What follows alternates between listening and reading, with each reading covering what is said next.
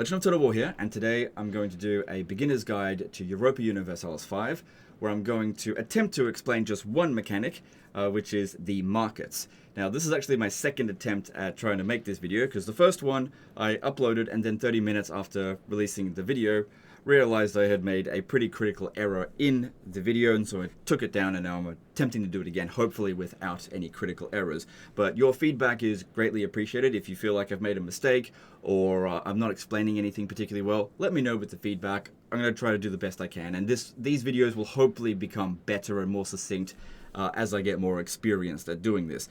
When it came to Total War, those videos were super easy to produce by comparison, because Total War games are incredibly simple by comparison. But anyway, so I think that markets is something that a lot of people are struggling to grasp and maybe being intimidated by, because there is an absolute ton of UI bloat and just information here. Just tons and tons of stuff, and it looks like an Excel spreadsheet, and I imagine most people don't look at this and go, ooh, this looks like fun. In fact, the first time I played it and looked at this screen, I went, this isn't what I want to do, and I clicked away from it, and it was probably like 100 hours into the game later before I even looked at it again. Definitely to my detriment. I do not recommend that you ignore the markets. This is really important. Most of the disaster campaigns that have been sent in have had some degree of critical issue that's gone on in the market, which if they had just looked at it and been able to read it correctly, they could have identified it and addressed it quite quickly. But it's a lot of information there, and like I said, it can be intimidating. Hopefully this video here will explain this in simplest terms possible, so that you can identify these issues in your economy quite quickly. The game does automatically make the trades for you, and I think it's good to leave it that way. You can do the manual trades yourself. It'll always prioritize what it considers to be the most profitable trades. However, profit can be considered abstract in this game. Sometimes profit does not immediately yield profit as in gold in England. Or in your treasury, and that it can be seen in different ways. So interpreting how the profit can be distributed is really important. But anyway, let's get started here. So first thing we want to see is, what even is a market? So London is the main one here for us, because we're playing as the Kingdom of England. We've got our capital at London, our market center is at London, and it covers everything that's highlighted there, which isn't actually our entire country. So turning this off, we can see that some of this land out here is actually serviced by Edinburgh. Now, it's not really that big of an issue. All it means is that those people have to purchase their goods and provide goods to a different marketplace than the majority of the country, which could provide advantages and disadvantages depending on the demands and the supply. But let's just focus on London here first.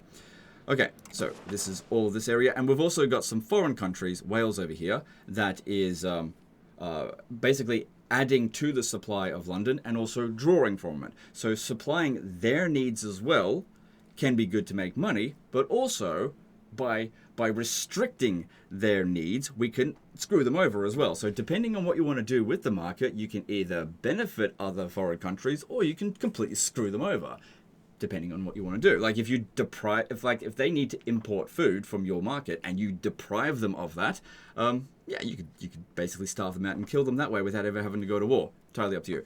But anyway, let's go through the resources here. Not going to go through every individual one, and we'll be here all day. But the main one here that I'm going to go through is wool. Hopefully I'll get it right this time and not confuse wool with cloth and cloth with wool, which is what happened in my first attempt, essentially. So wool here, this is an RGO resource. RGO stands for Resource Gathering Operation. So all the area highlighted is areas that produce wool as their RGO. It's basically working the land to produce it. It requires no monetary upkeep cost from you as the ruler of this kingdom. The only upkeep cost is that it requires 1,000 laborers to work the land per level of RGO. So if we click on one of these locations over here, let's close this off, that produces wool. This location here has 5 levels of RGO, so we can see that it has 5,000 laborers working it. For every 1,000 laborer, we get 1.06 wool. And for every 1.06 wool, we get a potential profit of 0.14.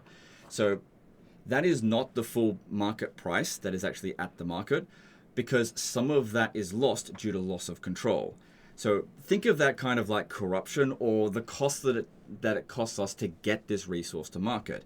Now, if you've got an abundance of a certain type of resource, you want to prioritize building it as close to the capital first before you start spreading it out. But it is not necessarily a bad thing to completely flood the market, just depends on how you want to look at it. But there's also a wool resource out here, right? That if we have a look at, we can see there is absolutely no profit per level. Now, all that means is that at the RGO production side of things, that you as the ruler make absolutely no profit. But that doesn't mean it isn't at all profitable. It just depends on how you want to actually deal with that wool.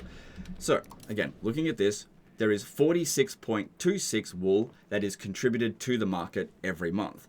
The demand at the market currently is just under 10. So that's 10 that's being pulled out. It's going to Wool Spinners Guild, which is a building. And we can see here that the overall surplus, or the balance of wool, is 36.26.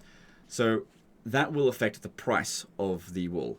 So the base price is 2.5. So if there was an equilibrium, if this was 46.26 and this was 46.26, the price would eventually make its way to 2.5. It doesn't instantly go that way. It just depends on how things shift back and forth.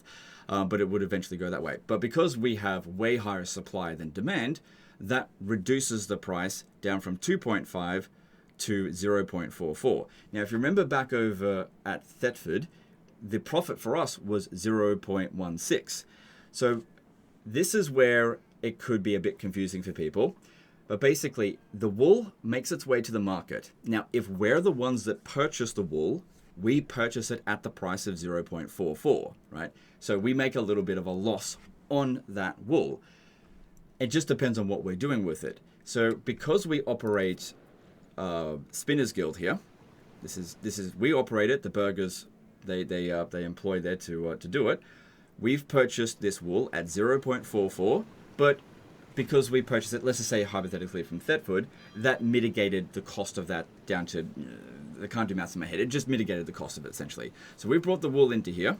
One wool will turn into one cloth. Now, the more production efficiency that you have, the more end product you're going to get. So for example, if this was a production efficiency of 10%, then one wool would turn into 1.1 cloth. Now, looking at cloth, hopefully I don't call it wool in this one.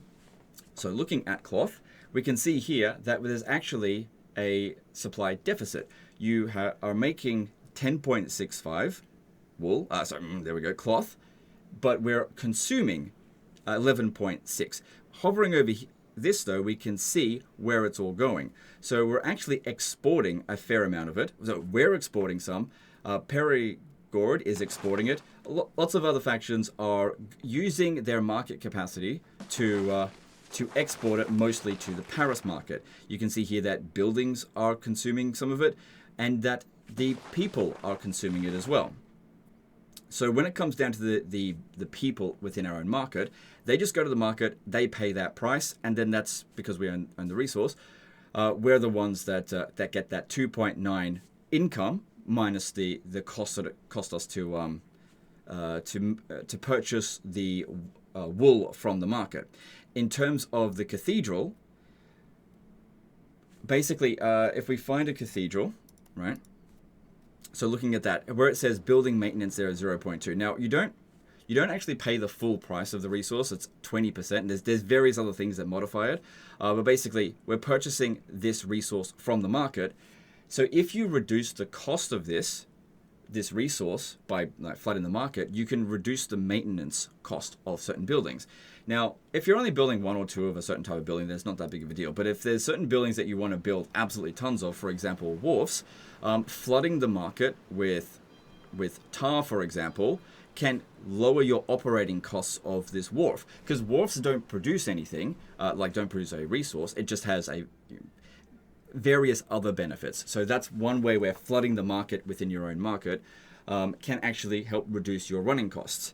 Even if it means it lowers the profitability. Again, looking at all these things from an abstract way can help you to understand how to lower your costs and maximize your profits. Again, going back to here, so wool being converted into cloth. Now, cloth can then be converted into another resource as well. Refined goods can be refined again, essentially. So if we were to go into production here and go to a burger building, if we built a tailor's guild, there are 4 different ways in which we can make the end result fine cloth. Now, cloth has a base price of 3.0. Fine goods has a base price of 6.0. So you can sort of double it, but you can see here that it's not 1-to-1. So 1 wool, you can skip the middleman with this one. 1 wool turns into 0.5 fine cloth. But you may want to turn wool into cloth first, especially if you've got production efficiency, and then turn the cloth into fine cloth. Again, you can decide which production method you want. The game will automatically decide for you based on the what it thinks is the most profitable, but you can override it if you want. Now, this being a higher value resource, that leads to potentially more profit, but it also depends on demand. It is possible for fine cloth to actually be worth less than cloth if you flood the market with cloth, with fine cloth, but have a deficit of regular cloth. So it just depends on how you want to go about it. And then there's also silk, but we don't have silk in this marketplace here. So we're obviously not going to make fine cloth out of silk unless we import the silk first, which obviously will require merchants and require some degree of expenses on that. But keeping things as simple as possible is a good way to maximize the profit with this one here. So another thing to keep in mind is with wool is that it also produces food. So that's an additional byproduct. So you could actually get profit from food even if you're not necessarily making profit from the wool itself. That's a byproduct. I'm not going to talk about any food any further than that. We can make a separate video on that if you want to know a beginner's guide to how food works.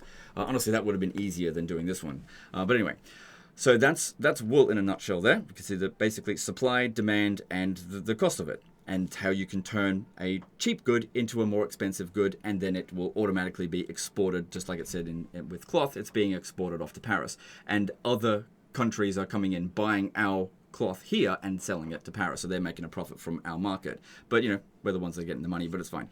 Because if we had a look, this is where I got it wrong with the Paris one. When I was looking at it, I was looking at this going, I don't understand, why is everyone selling the cloth to Paris? It's so cheap. But I was looking at the wool. But if we actually have a look at cloth at Paris, if we can just find it, it's probably one that's just got to find it in here somewhere. There it is. So we can see here, oh my goodness, that's why.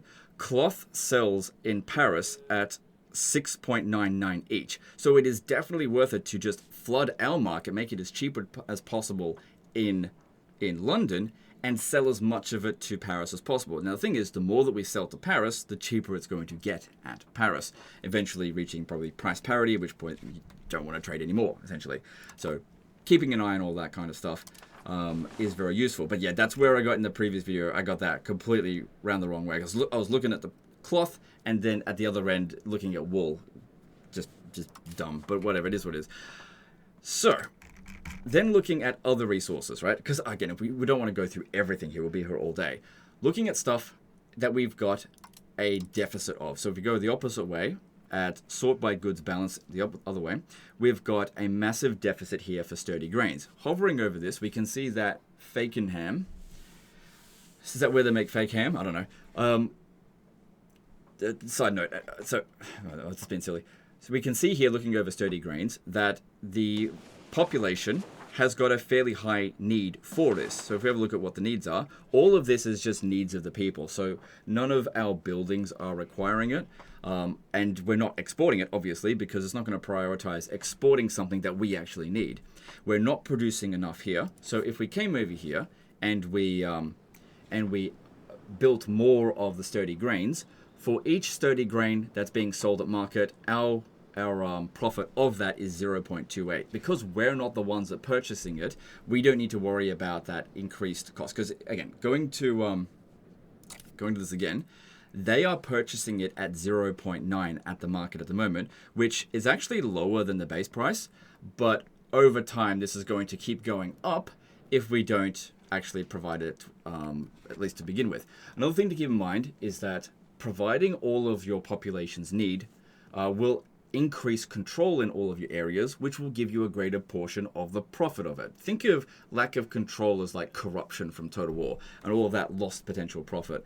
So yeah, getting control up is really important. Providing the supplies that they're demanding is also important on top of that. But yeah, you'll make money from the purchase from the people when they're buying it from the market there. So what we could do is increase more of it here, since it's free for us to make. Just need the upfront cost of probably wood to produce it, and also the ducats to like 50 to produce it as well. But we could also import it from other areas, and the game will automatically decide to import it from another location if it deems that that is a profitable transaction. So you're not going to import it from an area where the price is higher than what we've got it here, as an example. You got to find it where they're flooding the market, where you can purchase it at like 0.1, bring it over here, and then sell it for a profit of 0.8 essentially. But the game will automatically do it, but you can override it if you want. Then there's, since that's an RGO, we have a look at some other refined goods, like furniture. So furniture is something that we're seemingly not producing any of, but there's a demand for it. It's not being met. And there's also buildings that are requiring it as well. So the buildings that are not getting these resources, they're actually just not operating at full efficiency. So we can see here the Royal Court has a pretty important effect for us, crown power and efficiency of our cabinet. By not providing these resources, we're only getting 71.42% of this number here. So it's also increased the cost of operating it, because these are probably quite expensive resources. So reducing those costs will also reduce the cost of maintaining that structure. Now, in order to produce that good, we need to have a look over here. We look at it's a burger building. We look at Carpenter's Guild. Now, the location that you want to build this in is actually quite important. So if you just decide to build everything in your capital, it's just not going to be that efficient. While that will have the highest control, sometimes building it in a location that has lower control but higher production efficiency will be more useful. So when thinking about production efficiency, you have a look at what RGO resources are required to produce the furniture. So this has only got one production method at the moment, but through time you'll eventually get different types of buildings, but it looks like they've all got just one production method as well. Anyway, so 1 wood and 0.15 dyes and 0.15 tools, so that is also a refined good made from iron, will turn into 1 furniture. So this will be considered a profitable production if the sum of these goods here is less than the sum of these goods here. So if for example wood is ridiculously expensive, then this could end up actually being not profitable. And you'll oftentimes see that in some locations, especially when making things like wine in locations that actually have wine as an RGO, or saltpeter is another one that you'll oftentimes find, especially in the early game, where the buildings will just be considered not profitable due to being an abundance of saltpeter and the raw materials not being in abundance. And also by producing more furniture, you're going to increase the demand of lumber, which will increase the price of it as well. So since most RGOs and most structures will require at least some lumber, building loads and loads of furniture could end up tanking your economy. So you got to take that into consideration. But yeah, building this in a location that has lumber, so we can see here that there's a few that have lumber as their RGO, you'll get a production efficiency bonus. But the thing is, these buildings can only be built in a town or a city, and most of the settlements out here that have wood, they're like in the entire province, they've only got rural, which will not produce this. But yeah, since we can't produce it, well, we're not producing it at the moment, the game will try to import it from a cheaper location. Now, looking at what our actual imports and exports are, if we come over to the market, we can see our greatest surplus and our greatest needs, but we get a better detail when we look at that other one over here. But yeah, just keeping this on up over here and keeping it locked by just holding over it for a moment, there's some other bits of information that we need to know about how the marketplace is actually working rather than just the supply and demand. So, most powerful merchants. This is important because whoever is the highest amount of trade advantage gets to make all of their trades first. So, we've got by far the highest trade advantage, but we only need to be the number one. So if we had a trade advantage of 3, well, that's actually identical essentially to having 53.17, because we just get to make all of our trades before they get to make any of their trades. And if we take any of the resources that they wanted, well, too bad for them. Then we've got trade capacity. So this is our ability to import and export through this market here. So hovering over this, we can see, firstly, let that lock. We can firstly see where we're getting trade capacity from. So that's the first things that's being shown, right? And then we come down here and we see what the trades are actually doing.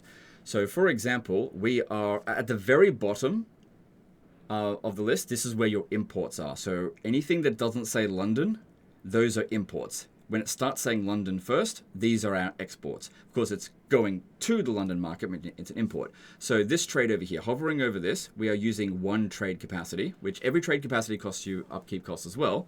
So you want to make sure these trades are actually effective. So one trade capacity is being used for this trade here from Paris. So at Paris, we are purchasing a 0.75 amount of wine at the cost of 0.34 ducats. We are bringing it to the London market, and the potential profit is 1.7. But that doesn't necessarily mean that that's what your actual profit is going to be. The wine has to be sold in order for it to be for the profit to be realized. And then trade routes have a certain amount of maintenance as well. So ideally you want to import as little as you possibly can, especially if it's possible for you to make the good at home. So going into the market here and seeing what you're importing and then going, oh yeah, I could probably make wine. Oh yeah, I could definitely make tar. There's no need for us to import it from Stockholm. We could definitely make paper. We could definitely make naval supplies. We could definitely make glass. We could definitely, I think we can make fur. I'm not actually entirely sure. Dyes. So that one there is being made by us and sent out elsewhere. By producing this stuff here, what the game will then do is then search for other imports that maybe we do need, or instead of focusing on imports, focus on exporting more of our goods. Now, another thing to take into consideration here with these resources here that I don't think I mentioned is the amount that you can stockpile. Now, you can only stockpile a certain amount. You can increase the stockpile amount, but once you've hit maximum, then you can't stockpile anymore. So it kind of works like this. So you produce the good. We are producing more than what we need, right? So the people and the buildings will consume it first. If there's surplus, and if the game recognizes that it's profitable to trade, or the most profitable given the amount of trade capacity that we've got, it will attempt to export it. And once it's done all of those consumptions or exports, it will then store whatever the surplus is. Now, if you have this at completely full, then the RGO is essentially going to do nothing. Now, having the RGO doing nothing is not that big of a deal because it has no maintenance cost. But if you have a refined goods, so for example, weapons, if you are going ham on weapons, you're fulfilling all the consumption needs, you're fulfilling all the export needs that you can, and you've got a massive storage of it, then all of the buildings that are like in excess for weapons is just going to complete waste. So keeping an eye on your storage can give you an idea of maybe what buildings you should actually decommission because they're actually wasting resources. Because if you're producing way too many weapons, as an example, weapons require a certain amount of resource. And those resources might be better off building something else. So if you've got a massive, like as an example, let's just say your country has just got a massive lack of wood. And you're like, oh, damn it, I just can't produce any more wood. I can't import it anywhere. I don't know what to do. I'm just got a lack of wood. Going into your other resources and seeing what you have a massive surplus of, and then decreasing the amount that you are producing of that resource will then free up the wood for the other thing that you're looking for. So again, easy way to look at that is see what you've got a huge amount of storage of, or see what's a massive amount of surplus that's still consuming those resources. Okay, back to here. So with the trade capacity, so hang on, looking at this, what it does here with this trade profit, again, all this profit here is abstract. The trade profit that you see here is not going to be one-to-one to what you're seeing in your balance. It's usually going to be a lot lower. So the trade that's happening here is your actual profit. This is where you're actually making money, whereas some of these goods that are considered being profitable, you're possibly using to refine into something else, and so it's not necessarily being seen as a trade good. So you'll see a discrepancy with that. But basically, all of the profit from all of this is added up into this category here, but not into your balance sheet. So that's the import sorted there. Now let's have a look at exports. If we could just get this to go on the side there, that'd be great, but whatever, it wants to do it there, fine. So going down over here, we can have a look at what we're exporting. So cloth from London, we can see that we are purchasing the cloth from here at 2.47, because we're only purchasing 0.85 of it, we're not purchasing 1. And then we're selling it to Bruges, and Bruges is purchasing it at 5.66 with a small maintenance cost of the trade route. This profit here, I am going to bet that this will be directly seen over here. Right, so there we can see the profit from cloth from London market is 3.14, and the share for the country is 13.29% due to Crown Power. So we don't even get the full amount, we only get a portion of it. So this is why increasing our Crown Power is really useful to get more profit from these things. But still, even from that amount there, you're making a profit. You know, that is something that's adding to here, and it's being reflected there. Whereas the wine, for example, that's only being reflected because we're purchasing it. Yeah, so we're purchasing the wine from the Paris market, and it's going to the London market, and that's our small share of the profit there with that. So increasing your crown, oh my god, crown power is going to massively increase your trade profits. Important to do that.